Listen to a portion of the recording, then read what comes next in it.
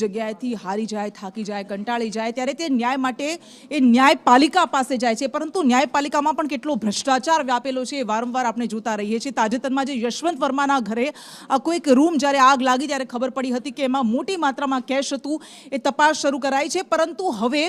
આદેશ આપવામાં આવ્યો છે સુપ્રીમ કોર્ટ દ્વારા એક મહત્વનો તમામ જજને। શું છે આદેશ, જાણીશું અંકિત પાસેથી। યશવંત વર્માવાળો જે કેસ છે તેને લઈને જે ન્યાયપાલિકામાં પારદર્શિતા લાવવા માટે અને લોકોનો વિશ્વાસ ન્યાયપાલિકામાં વધુ મજબૂત કરવા માટે એક નિર્ણય લેવામાં આવ્યો છે। પહેલી તારીખે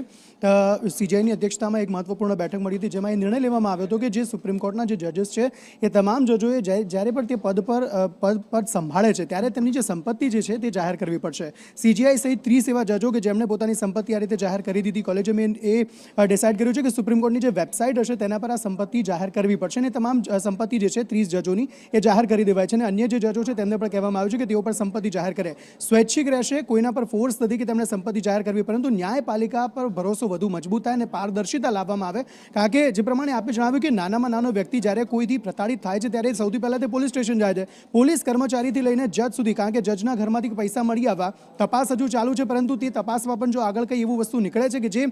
ભ્રષ્ટાચારી તે જજ હોઈ શકે તેવી શક્યતાઓને નકારી ન શકાય, તે મામલાને લઈને હવે ન્યાયપાલિકામાં વધુ પારદર્શિતા લાવવા માટે આ નિર્ણય લેવામાં આવ્યો છે કે તમામ જજોએ પોતાની જે સંપત્તિ છે તેને જાહેર કરવાની રહેશે અને સ્વૈચ્છિક રહેશે, જાહેર ન કરવી હોય તો તે ન પણ કરી શકે। જી બિલકુલ।